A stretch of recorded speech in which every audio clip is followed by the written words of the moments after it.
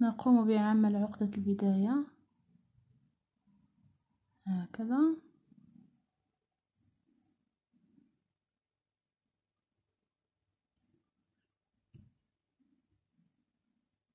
ثم نرتفع ب1 2 3 4 5 سلسلة، ثم نأتي إلى هنا إلى أول سلسلة هنا، ثم ندخل إبرة هكذا ونسحب من الحلقتين بهذا الشكل، ثم نرتفع ب1 2 سلسلة، نمسك هذا الخيط لكي نشتغل فوقه، ثم نلف الخيط حول الإبرة ونشتغل هنا في وسط الدائرة. سنشتغل عمود بلفة واحدة، ثم سلسلة، ثم سنشتغل عمود بلفة واحدة هكذا.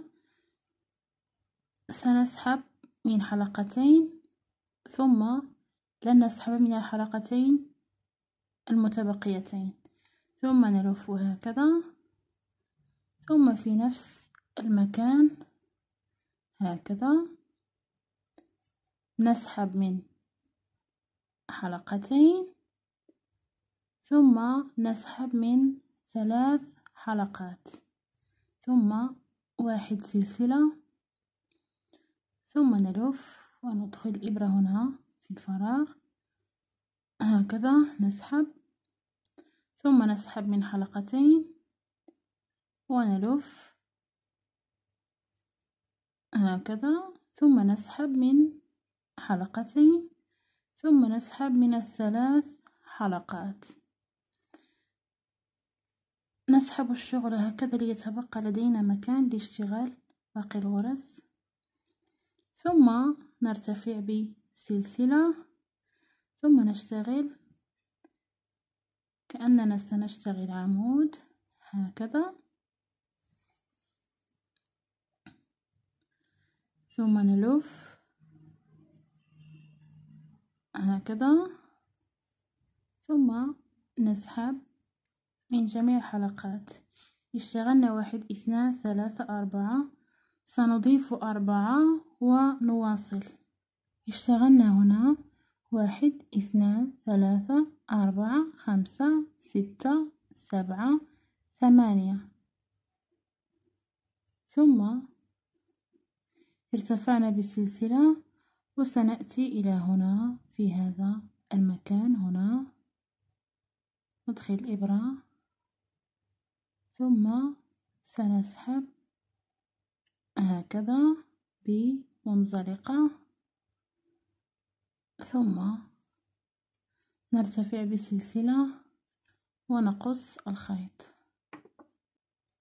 الآن سندخل اللون المغاير، نقوم بعمل عقدة هكذا،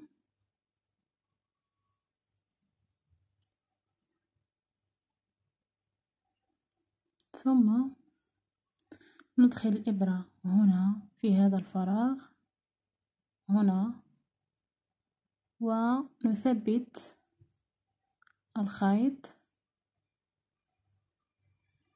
هكذا، ثم نرتفع ب1 2 سلسلة، ثم سنشتغل عمود بلفة واحدة، ثم عمود بلفة واحدة، ثم عمود بلفة واحدة، ثم عمود بلفة واحدة، أي مجموع 4 عواميد، 1 2 3 4، ثم نأتي إلى هنا في هذا المكان، ندخل الإبرة هنا ثم هنا ونسحب هكذا، ثم نرتفع بواحد اثنان سلسلة، ثم ننتقل إلى الفراغ الموالي ونشتغل 4 عمود، 1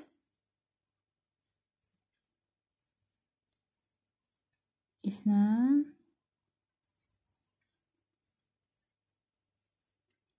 3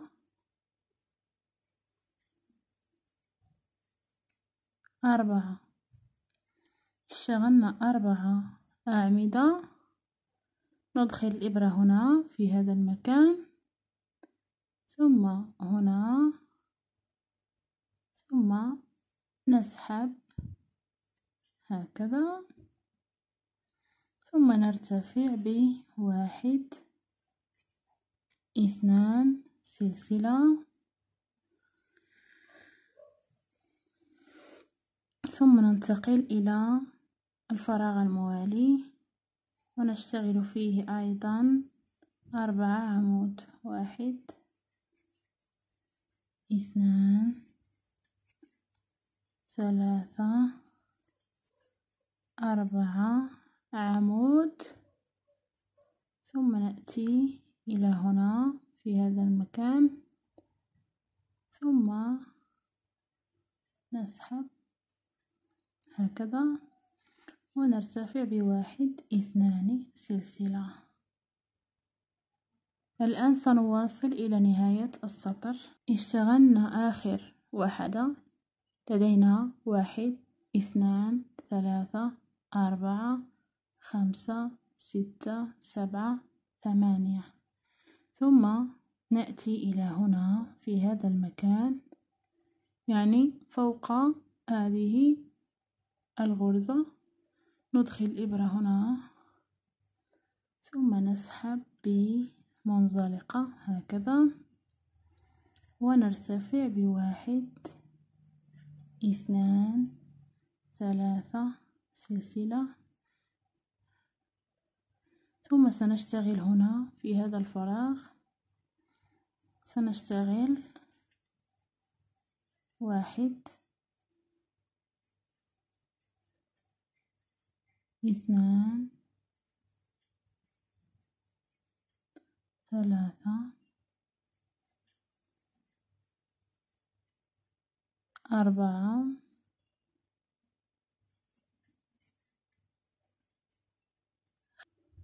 1 2 3 4 كذا، ثم نأتي إلى هنا في هذا المكان ونقفل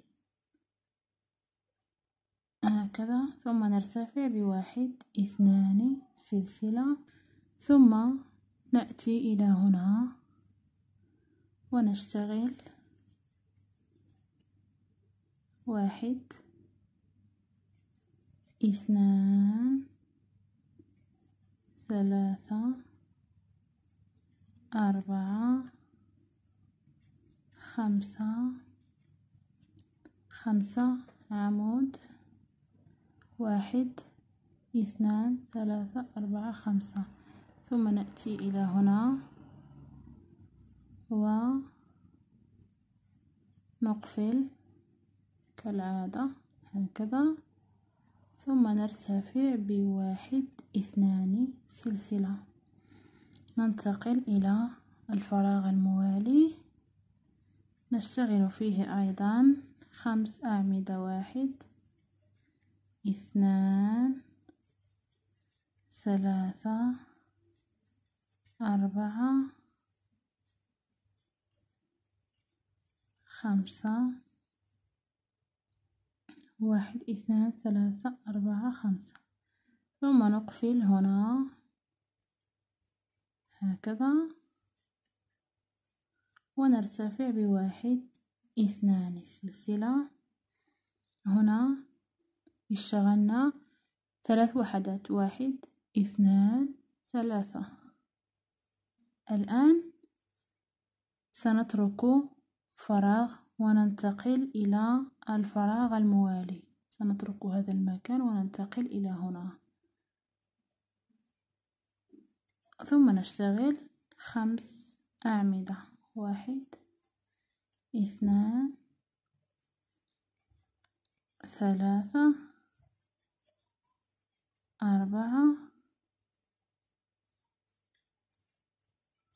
5. ثم ندخل إبرة هنا ونقفل، ثم نرتفع ب1 2 سلسلة وننتقل إلى الفراغ الموالي مباشرة، نشتغل فيه 5 أعمدة، 1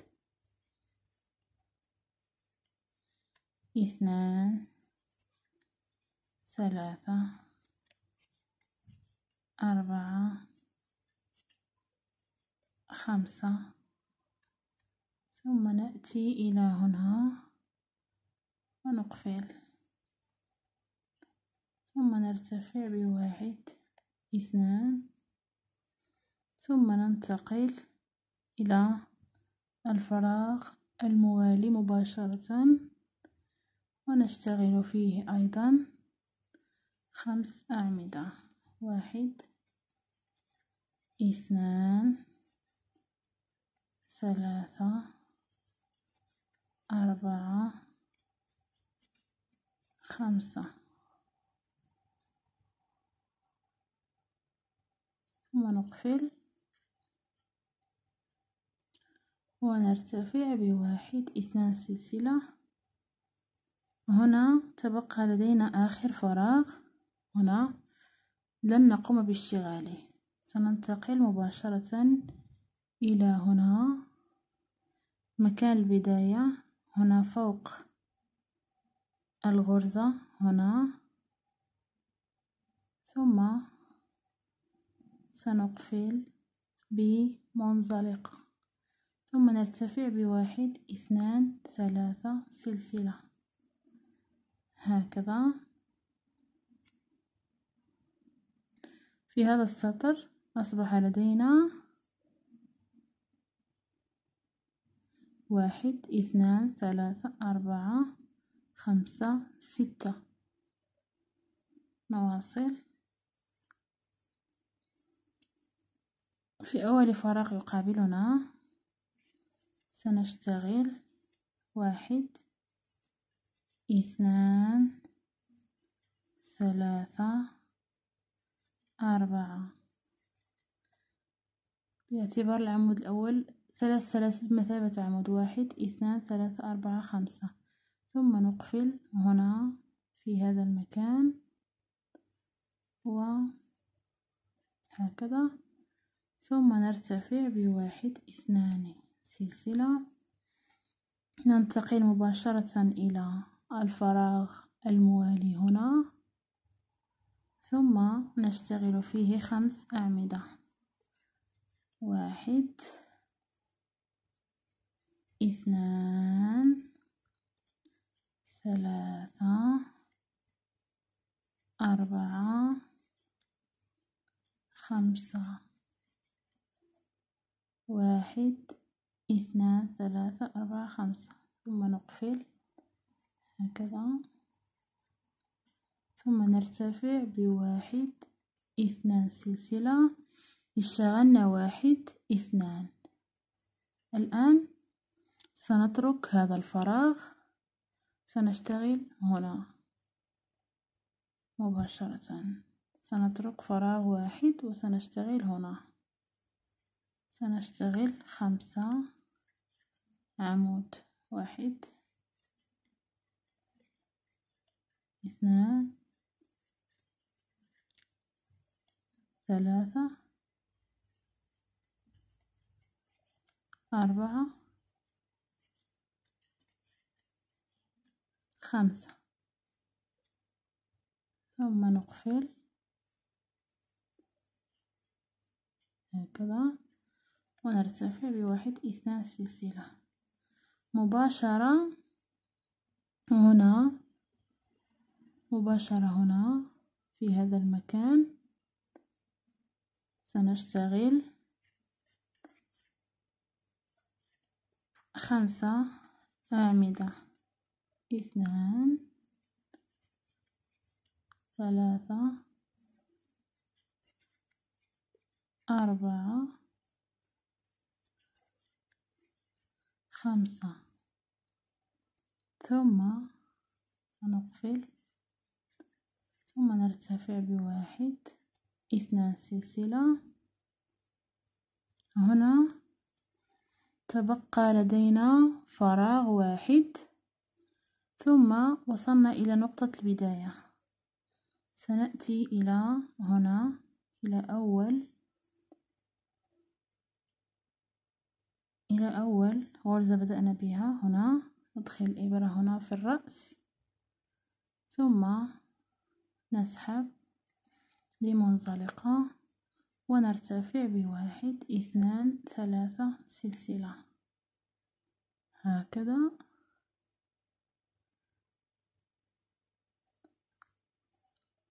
ثم مباشرة في أول فراغ يقابلنا سنشتغل 4 عمود، 1 2 3 4 عمود، 1 2 3 4 مع احتساب سلسلة البداية يعني 5، ثم نسحب هكذا ونرتفع بواحد اثنان سلسلة. الآن سنترك هذا الفراغ هنا وننتقل مباشرة إلى هنا، سنترك هذا الفراغ وننتقل إلى هنا، ثم سنشتغل هنا 5 أعمدة، 1 2 3 4 5، 1 2 3 4 5، ثم نأتي إلى هنا ونقفل هكذا، ثم نرتفع بواحد اثنان سلسلة.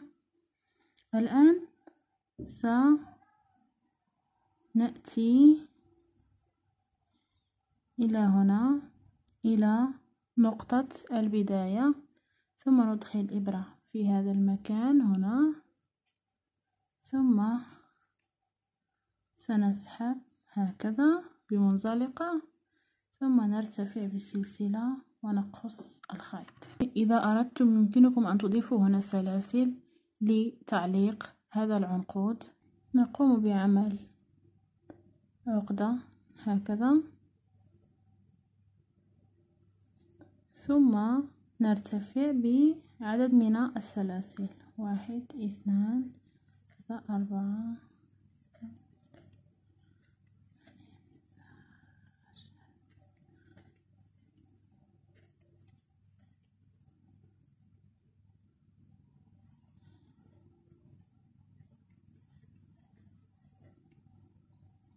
أنا هنا ارتفعت ب20 سلسلة.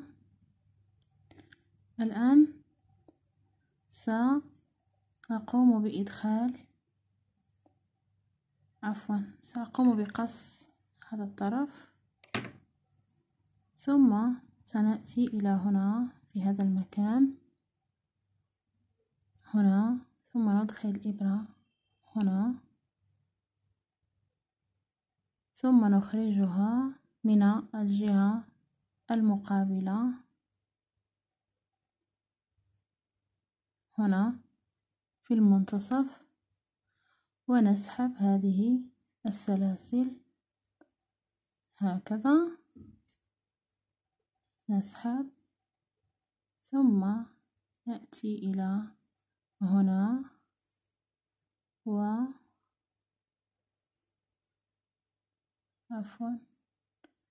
هكذا، ثم ندخل الإبرة في أول سلسلة بداية ونقفل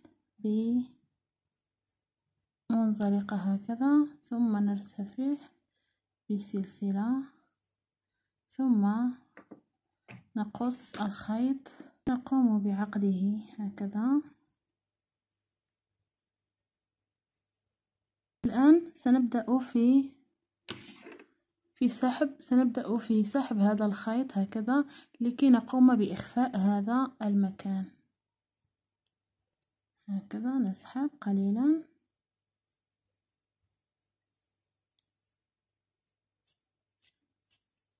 سأسحب من الجهة الأخرى هكذا. قمنا بإخفاء نقطة النهاية.